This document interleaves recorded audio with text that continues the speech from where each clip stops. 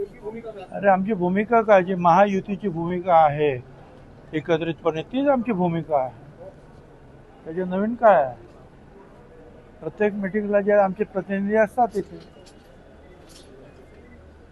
नाराजी देखील व्यक्त केली होती कोणी?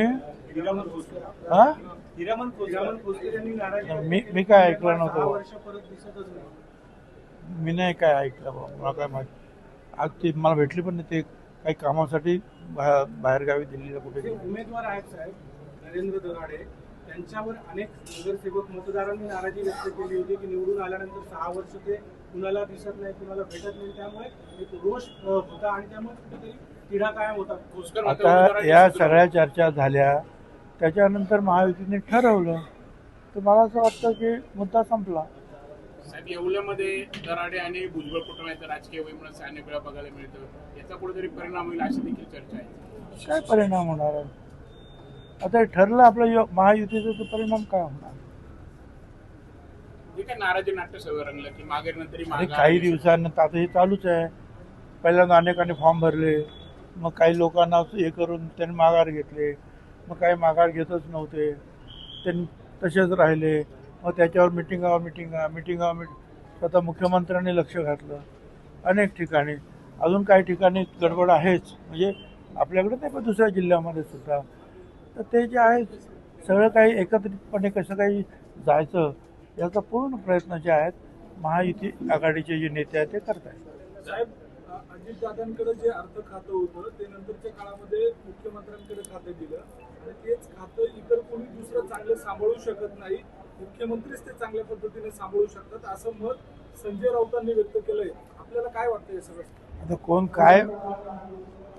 कोण काय संजय राऊत सांगणार आणि खातं वाटप होणार असेल तर संजय राऊतकडे जाऊन सांगू बाबा तू काहीतरी कर म्हणून. कशाला ते बोलतायत? जे आहे ते बघतील अंतर्गत काय आहे ते. सुनेत्रा ताई आहेत, त्या जातील मुख्यमंत्र्यांशी बोलतील. बाकी दुसरं बाहेरून कोणी बोलून काय फरक पडणार आहे का? साहेब, राज्यसभेसाठी आपलं नाव जवळपास निश्चित होतं, सगळं निश्चित होतं, मात्र त्यानंतर ते झालं नाही. मग आपल्या समांतर आता पोस्टर्स देखील लागले होते, येवल्यात लागले, नाशिकला लागले. नेमकं हे बघा, मी सांगितलं होतं मला जायचं आहे 15 दिवस अगोदरपासून. पण मी जात असताना इतर जे काही आमचे काही नेते आहेत त्यांची सुद्धा जी काही कर्तबगार जे आहेत लेकरं आहेत त्यांना सुद्धा तुम्ही संधी दिलेली आहे इकडे किंवा तिकडे. मी म्हटलं समीर आहेत, पंकज आहेत, हे या राष्ट्रवादी पक्षाच्या स्थापनेच्या पहिल्या दिवसापासून प्रचंड मेहनत घेतलेली आहे. फक्त ते जरा थोडंसं बॅकस्टेजवर राहायचे, खासदारसुद्धा निवडून आले. तर मग म्हटलं आता ठीक आहे, मला राज्यसभेत 2 वर्षाचं आहे ते, मी जातो आणि इथे जे आहे समीर भाऊ यांना आपण मंत्री करूया. परंतु तो पिरियड जो आहे कम्युनिकेशन गॅपचा तो फार कमी होता. मी जरी 15 दिवस अगोदर सांगितलं तर विचाराची देवाणघेवाण काही कदाचित पडदिशी झाली नाही. आणि त्याच्यामुळे मग ते एवढा कमी पिरियड राहिला की त्यांनी सांगितलं आता ताबडतोब होणं काही शक्य दिसत नाही. ज्या वेळेला पूर्ण मतदारसंघामध्ये अजून आमच्या इथे पण काही मंत्री नेमायचे आहेत, आणखीन BJPचे पण काही मंत्री अजून त्यांच्या जागा शिल्लक आहे, काही त्यांना बदलायचे पण असतील, काही कोणाला काय करायचे असतील.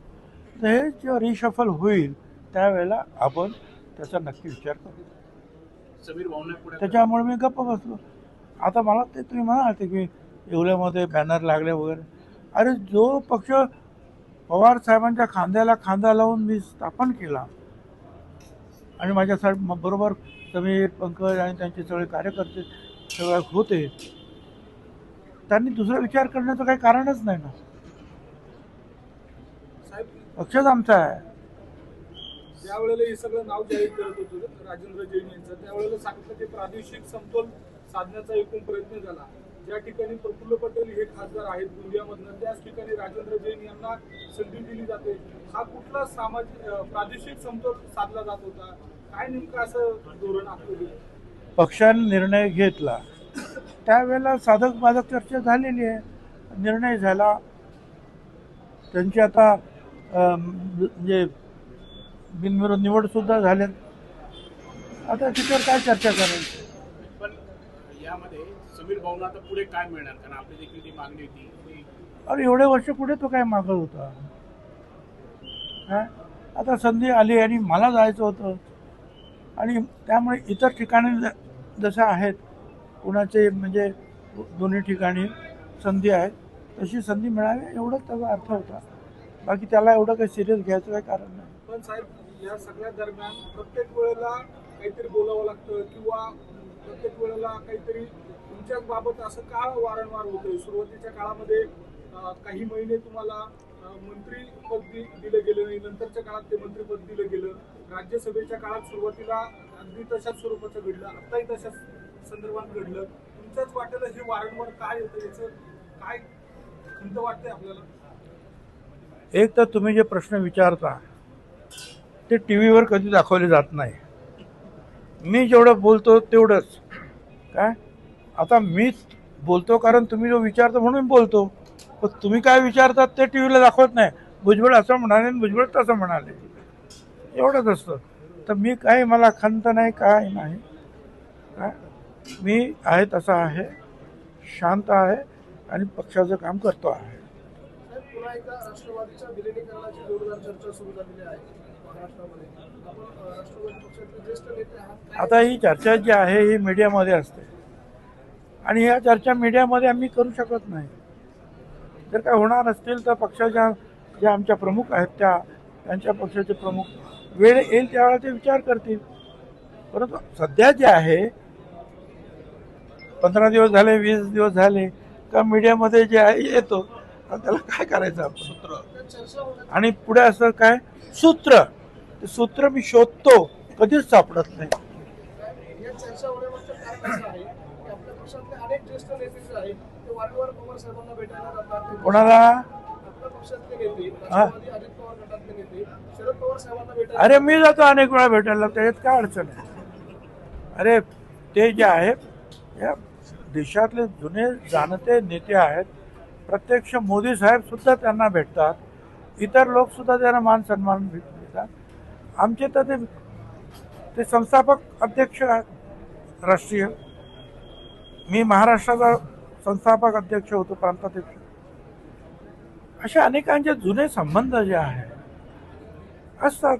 कोणा कशासाठी, कोण कशासाठी, कोण तब्येतीची विचारपूस करण्यासाठी, कोण साखरेचे प्रश्न, कोणी पाण्याचे प्रश्न, कांद्याचे प्रश्न घेऊन त्यांना सुद्धा भेटतात. कारण त्यांचे सुद्धा खासदार आहेत, त्यांचे सुद्धा आमदार आहेत. ज्यांचे काम आहे त्यांना भेटतात. त्याच्यामध्ये चुकीचं असं काही नाही. किंबहुना त्यांची हे बाकीचे महाविकास आघाडीचे लोक सुद्धा फडणवीस साहेबांना भेटतच असतात, शिंदेना सुद्धा भेटतच असतात, सगळ्यांनाच भेटत असतात. त्यामुळे अशा भेटीगाठी ज्या आहेत लोकशाहीमध्ये होत असतात. आणि आपण जो आहे हे एकमेकाचे राजकीय विरोधक जरी असलो तरी राजकीय शत्रू नाही. ऑपरेशन टायगरची पुन्हा चर्चेवर आली. उद्धव ठाकरेंचा एक गट खासदारांचा शिंदे शिवसेनेत जाईल. उद्या उद्धव ठाकरे बैठक देखील बोलवली आहे असं तुम्हाला वाटतं? अशी सूत्रांची माहिती तुम्हाला काय, मला माहित नाही ना. केंद्र सरकारला 12 वर्ष कंप्लीट होत आहेत. नरेंद्र मोदी सरकारला 12 वर्ष कंप्लीट होत आहेत. या संपूर्ण 12 वर्षाच्या कालावधीकडे कसं बघता आपण? नाही, अतिशय चांगलं काम जे आहे या 12 वर्षाच्या मध्ये झालेलं आहे. विशेषतः अनेक विकासाची कामं, शेतकऱ्यांना सहकार्य करण्याचं काम, महिलांच्या विकासासाठी काम, या अनेक गोष्टी, परराष्ट्र संबंध. आज सुद्धा तुम्हाला मी सांगतो अनेक देशामध्ये पेट्रोल डिझेल मिळणं दुरापास्त आहे. म्हणजे किती पैसे द्या तरी मिळत नाही आहे. अशा वेळेला कुठूनही वेगवेगळ्या देशांशी संपर्क साधून एवढ्या मोठ्या 140 कोटी लोकांच्या देशामध्ये हे आणलं जात आहे. तर ही सगळी जी राजनीती जी आहे त्याच्यामध्ये सुद्धा ते यशस्वी ठरत आहे. त्यामुळे त्यांचं अभिनंदन. जेवढं करावं तेवढं थोडं आहे. साहेब, नाफेड आणि एनसीसीएफच्या संदर्भातला मुद्दा आहे. प्रत्यक्ष बाजार समितीमध्ये जाऊन कांदा खरेदी करावा अशा स्वरूपाच्या सूचना दिलेल्या होत्या. होय, आम्ही सांगितलं दिल्लीच्या मीटिंगमध्ये आणि अमितभाई शहानी सांगितलं तुम्ही म्हणता त्याप्रमाणे APMC मध्ये मार्केट कमिटीमध्ये खरेदी होईल असं त्यांनी सुद्धा सांगितलं. आणि मला असं वाटतं की आम्ही सुद्धा अशा प्रकारचे जे आहेत ऑर्डर दिलेले आहेत. खरेदी सुरू होऊ शकलेली नाहीये. त्या संस्थांना त्याचं टेंडर दिलं आहे, त्या संस्थांनी कागदपत्रांची पूर्तता केली नाहीये, त्यामुळे अनेक ठिकाणी ती खरेदी सुरू होईल. एक आहे की त्यांचं असं म्हणणं असतं की बा आमच्याकडे एवढा स्टाफ नाही आहे प्रत्येक ठिकाणी जाऊन कांदा खरेदी करण्यासाठी, म्हणून ते शेतकऱ्यांच्या ज्या संस्था आहेत त्यांची मदत घेतात. पण त्याच्यामध्ये जे मागच्या वेळेला आम्हाला असं आढळून आलं की काही नेत्यांनीच त्या संस्था स्थापन करून त्याच्यामध्ये मोठ्या प्रमाणामध्ये गडबड झालेली आहे.